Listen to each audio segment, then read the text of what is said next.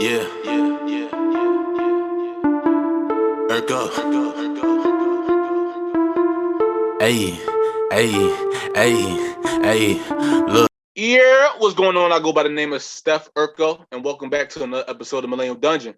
How's everybody doing this beautiful weekend? Me, I know I had a great weekend. Stay positive, stay productive. My two P's. Joining us, a returning guest, goes by the name of Lonnie. What's going on, man? How's it going, guys? Another day, chilling. Nice, nice, nice. It's been a minute. How you been, man? Nothing new, work. Feel like weeks just fly by now. Yeah, that's how it be. you 1 minute be Monday, next minute is Thursday night. It's like, damn, what am I doing for the weekend? That adult So life, yeah, they don't tell you how boring adult life can really be. I they feel like really a lot don't. of TV shows like be capping talking about, yeah, let's go to the club every day. No, you ain't. Yeah. Sleep is an underrated statement, man. You ain't wrong. Man, listen, but thank you for joining this episode. I appreciate you being to talk about the two topics. I know, of course. Okay, so first topic we're going to talk about is Brittany Griner, obviously WNBA player that's been, as we know, that's been trapped over in Russia for months. You know, for having a vape pen, and she was arrested and she was put in a Russian prison for months. And people have been petitioning to get her released. They've been sending letters and emails to the White House and anybody that can get her out. Well, it just was announced this week that she was let out and for a prisoner exchange. And it's up in the air. A lot of people are on mixed feelings. A lot of people are happy about it. Like, yay, Britney's free. It's Britney's free. But a lot of people are on the other fence, and one of those other people are Candace Owens, you know. And Candace Owens, she said this quote on Twitter. She said, trading a top Russian arms dealer for a pot-smoking female basketball player is peak Western leftist philosophy. Stupid from a political standpoint, but as long as it makes people feel warm and fuzzy, why not? So I want to ask, when you heard about this news, how did you feel when you heard about the prisoner exchange for the arms dealer? Oh man, I feel like I was one of those people that was kind of on edge too. Um, I feel like I didn't really want to take a side, but I feel like I was kind of forced to take a side when I seen just society and stuff, like how ignorantly they were going around about the whole situation. Like when I was seeing, oh well, this is the only trade in WNBA that anyone's ever cared Yeah, I about, saw that caption too. or like after this trade, like, oh well, now she better win X amount of championships. Like she needs to do something for being brought back, after being kept, unrightfully. So like it didn't sit right for me. So like after that, I feel like I kind of got pushed to the side of being happy that she was back and kind of okay with the exchange, so to speak. Yeah, same. And it's like I was kind of on the edge. Like I remember like seeing it happen at my job, and because at my job it's always like TVs around and they always play CNN. And when Yeah, I was seeing like Brittany Griner is released, I was like, hey, yeah, I had my little bowl of oatmeal. That's what's up, yeah. It's about time. Y'all need to do your job. I'm walking out the yeah. break room, and it was a prisoner exchange. I was like, hmm? Prisoner exchange for Russian arms dealer such and such, and he's was responsible for all these bad things. I'm like, oh shit. Like it was, I'm not gonna lie to you. I'm glad she home. Don't get her wrong. Like I'm glad that she's back in the U.S. where she belongs. But this Yeah, is a bad trade to me. yeah. It was a real bad trade, man. Like trading somebody who plays sports versus somebody who's like a damn terrorist. We gonna call him what he is. He's a terrorist. He's an arms dealer. Fair enough. And it's like, even if it's a little video on YouTube that it shows like the exchange happening between Brittany Griner and the dude, Yeah, man, you don't know how disgusted I felt. Like, look at him. He was so happy that he was shaking hands with the people that was exchanging Brittany. Like, he was shaking hands. Put it this way. He looked like that kid that just found out he got out early for like a doctor's appointment, and he knew he was getting McDonald's. He's like, ah ha ha ha, I'm getting McDonald's. You got a math test. uh, Like, oh, he was too happy. So it's about to be on some bullshit. true. But here's another thing. My boy brought this up too, because I brought it up to him, like, how do you feel about it? And he just brought up basically just like the history of the U.S. He's like, truthfully, we're shady people and we're the big bad bullies. I don't think dude's gonna get away scotch free. Like he walked away now, but I feel like later on down the road, it's gonna kind of we gonna spin the block and something's gonna happen to him. Whether he gets captured, there's gonna be a raid. Like I feel like he's not just gonna get away. Like he's away for now, but something's coming. So you think somebody in the that was handing him off on that plane, he was like, okay, this is your plane. He probably whispered in his ear, we gonna get you, motherfucker. That's what he was probably saying. Like, yeah, you got something coming for It's that like ass. it's like that scene. It's like what's a good scene? What Fast and Furious? You know, like what was it? I'm not sure if it was the last one. Whenever they had to exchange the chip before they got on the plane, and it was kind of Yeah. like, oh, we'll give you this because we have to, but like I'm gonna catch you on a, you know what I mean? It's kind of like one of them situations where it's like you got this for now, but we know we're gonna meet again. So He said, you better sleep with your eyes open, motherfucker. So it's just like it was a bad trade to me. I'm glad she's home, but it's just like at the same time, it's also kind of dangerous to think about it because when you think about it, since we folded low key in the deal, it kind of shows that in Russia that all we need to do is catch somebody who's important over in America. All we need to do is capture somebody, and they're gonna fold to all of our demands. yeah. Like imagine you get like imagine us like Russia capturing like a Tom Brady. You know how many people love and support Tom Brady, and they gonna get like, oh, since we got Tom Brady, you might as well let another terrorist go. I'm just saying, like y'all want to get a chip Tampa Bay or not? So it's scary. It's a funny point, going back to that quote where it says like a bad political move, because I think at first, I think they might have thought it was going to be a good political move. Like I thought they thought, like, we're going to get the supporting from the Black community. And, we may also get all the support from the, from the gay community. And they thought, like this may be good, get this backing for us. And then they did it. And it was just like, everybody was just like, no, this is a bad trade. Nobody was behind it. So it might have been like one of the backfired It's bad, man. It's like I feel like if this was basketball, I just felt like we just traded Steph Curry from Joe at your YMCA.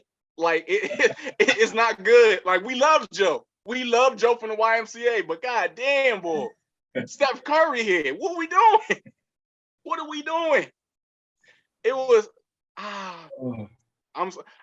you know what it is? It happened.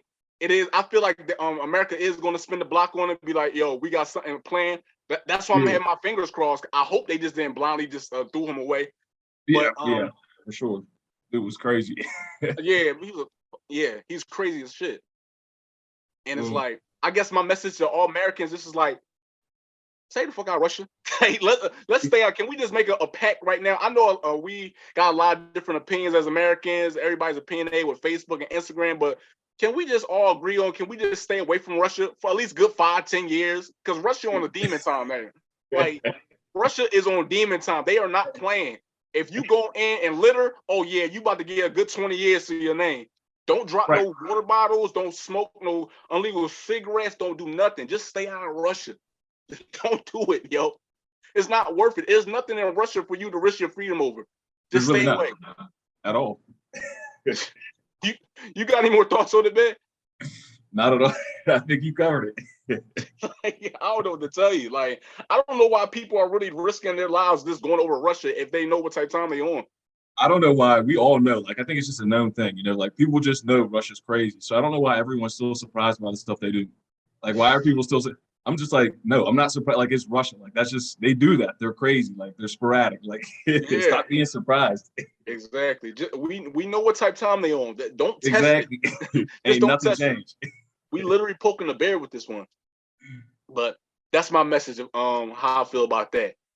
So next topic, we're talking about Deion Sanders, and we're going to pull a little clip up about it on react to it. So obviously, Deion Sanders, Hall of Fame football player, he has been the coach for the last 3 years at Jackson State, HBCU university, and he's been killing it. He's a great coach over there. He's had a great following of people and celebrities that support him and his decision to be a coach over there. And he's got a lot of attention from other HBCUs. A lot of other student athletes have decided to go there, because Deion Sanders, he might be arguably one of the greatest football players of all time, in my opinion. So who wouldn't want to go and play for him?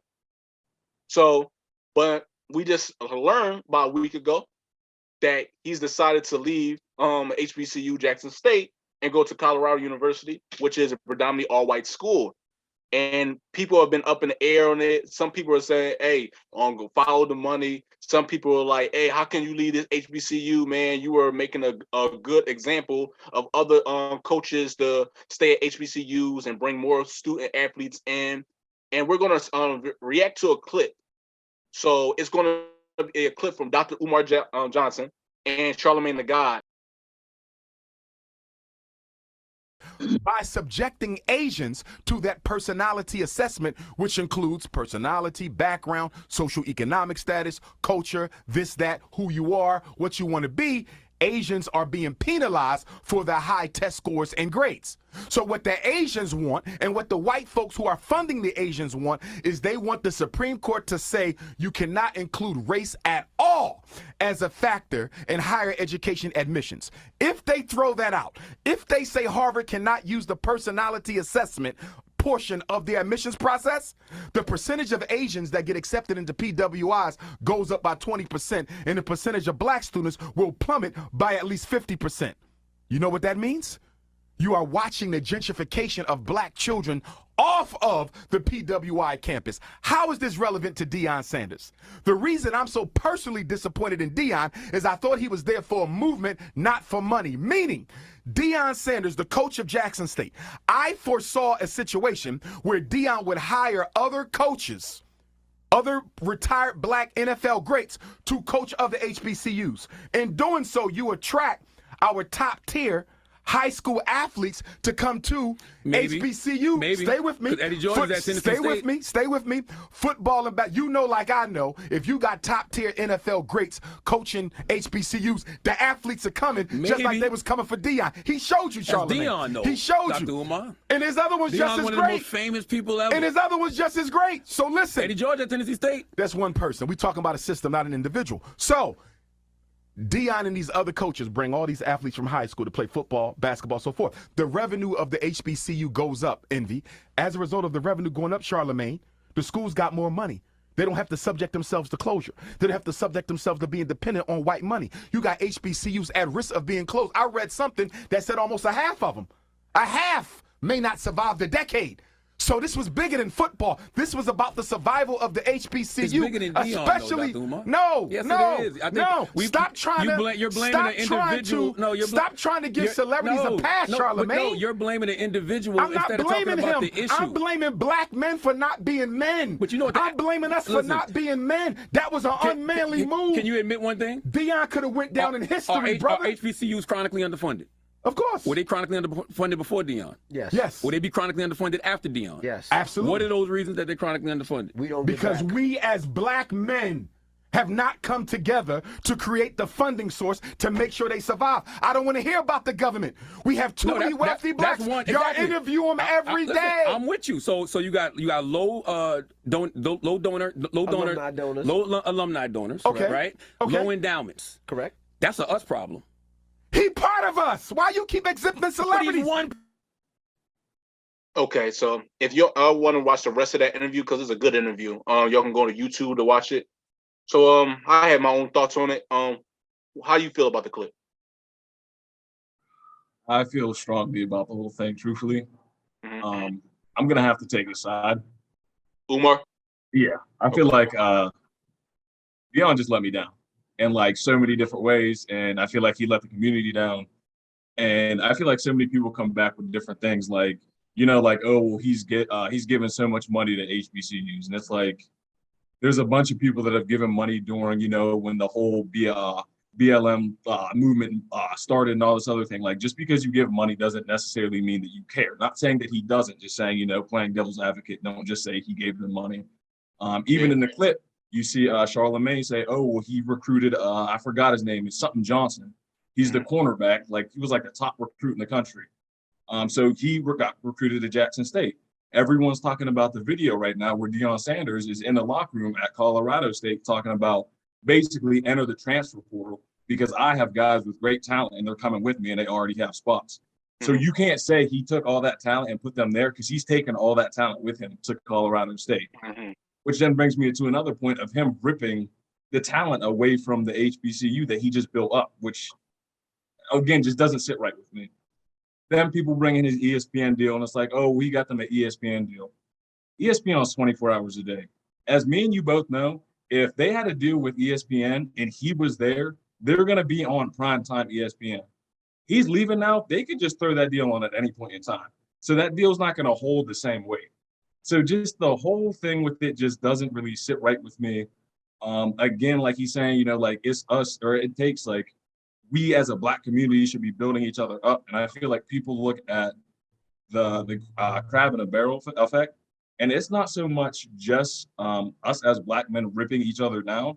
It doesn't stop there, but it's just the fact that we should also be helping the other, like the next Black man up. Like, it's not cool to just be at a place where you can help somebody and be doing nothing. Like, if you're doing nothing, in my eyes, you're doing it wrong. So for me, for him to leave that situation and just handle it the way he did, then you see the videos of him at the winning ceremony where they're like getting a trophy and he's trying to like hurry up the meeting and stuff because he wants to get on the plane to leave out. It's just like, none of it's just right with me. And then, of course, people like to throw out the Brett Favre thing as well, where it's like, oh, well, everyone's focused on this and Brett Favre did something worse.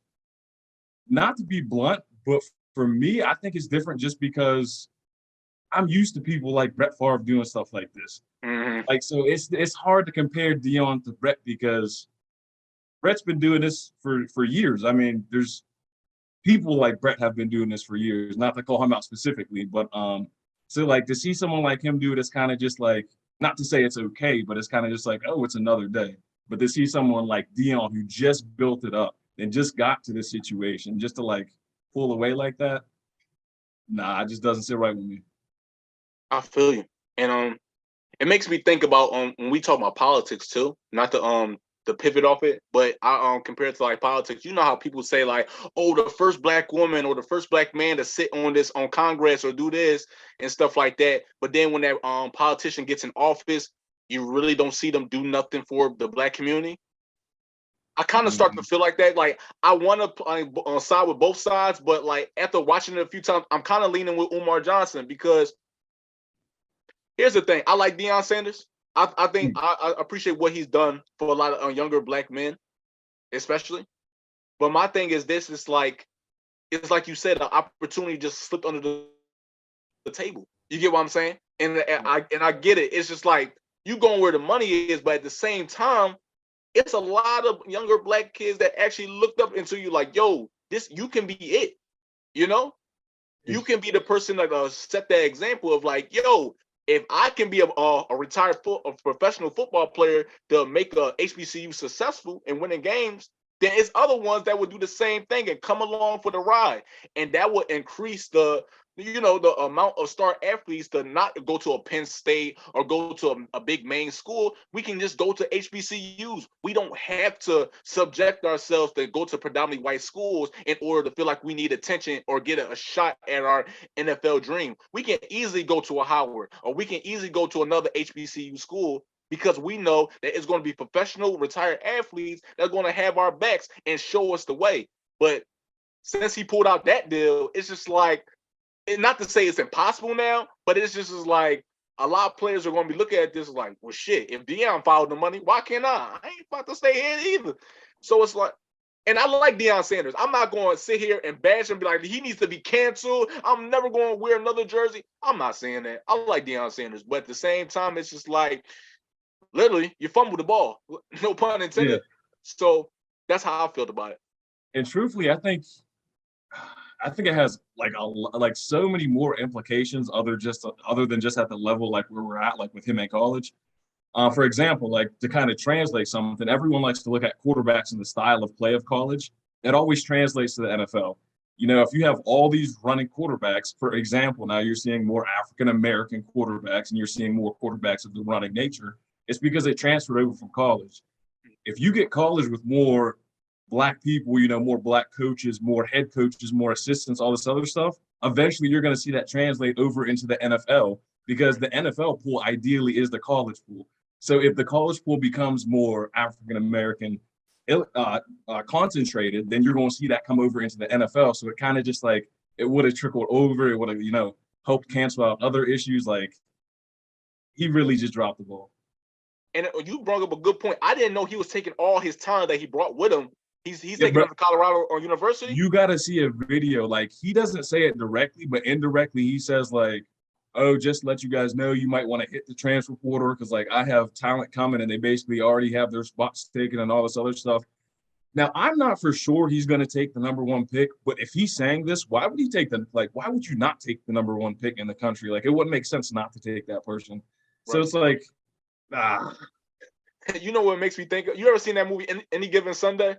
yeah, You know the part at the end where Jamie Foxx is going to a different team and like what's his name? Al Pacino. He's the head coach and he said he's retiring, but he's taking Jamie Foxx with him to the main. That's a kind of and he said at the press conference, he's like, "I'm taking the main talent with me." It's like, you motherfucker, like, don't take him. He's the one that got us here. Why are you taking our star player? If you want to leave, fine, but don't take the motherfucker that put us on the billboard. It's like, damn. He just is like, gotcha. That's how I feel like Deion Sanders. what was the movie with the Rock, where the Rock was the football coach? Gridiron Gang. Bro, that's like if at the end of the Gridiron the Gang, the Rock was like, "Yeah, you guys are cool. I'm gonna go to coach college." Like, Doc is a prison. Like, you just built them up. You got this program, right? You just leave now. Like, they ain't about to be the same. Hell no. It's like, motherfucker, he's like, okay, I'm going to coach in the NFL. Good luck, prisoners. But wait, you said I can be anything I want, Rock? No, I'm leaving now. You back to being a prisoner, motherfucker. Yeah. Like, I know since the damn. beginning of time you guys struggle, but since I helped for the past 3 years, y'all are cool now, right? Like, He said, y'all good, right? Y'all good with chains and Yeah, cells, right? All right, good. Good talk. Good talk. But yeah, that's how I feel about it. You know, like I said, I don't think Deion Sanders needs to be canceled because no, I do think he still cares about the black community and his black college students. You know, his sons play college football, so of course he gonna want to relate. But at the same time, like I said, it was a fumbled opportunity for not only him but a lot of future head coaches to come, and it was a missed opportunity. That's how I feel about it. You got anything else to say? that's how I feel right now. But I will say I do like leave the door open for redemption, so to speak. Yeah. Like, I do think there could be some master plan where at the end of the day I'm like, oh, he tied that in, and like it just makes sense, and he just brings everyone up. I don't see it right now, but I mean, I don't see a lot of moves happening. So I mean, there may be some master plan. So who knows? Hopefully, maybe he an evil genius. He got a little trick up his sleeve or something like like an evil genius. I don't know. Just more. I don't know. We still love you, Deion Sanders, but we just expected more. That's all. That's all I got to say about that. Anything else you got to say? Any thoughts? No, that's all for me. Okay. Like I said before, man, I appreciate you being the guest today. And anytime you want to be on another episode, just let me know. You got my line. No, of course. Anytime you want me here, let me know too. All right, got you. With that being said, I go by the name of Steph, and this has been another episode of Millennium Dungeon. Peace. We have too many wealthy blacks. Y'all interview them every day. I'm with you. So you got low alumni donors, Okay. right? Okay. Low endowments. Correct. That's a us problem. He part of us. Why you keep exhibiting celebrities? one They're not person. better than us. He's one person. Okay, but the point is that one man could have been a catalyst for a movement that would have revolutionized the survival of HBCUs. But why does the movement stop just because he left? HBCUs gonna You're still be here. missing the point. Yeah. Ergo.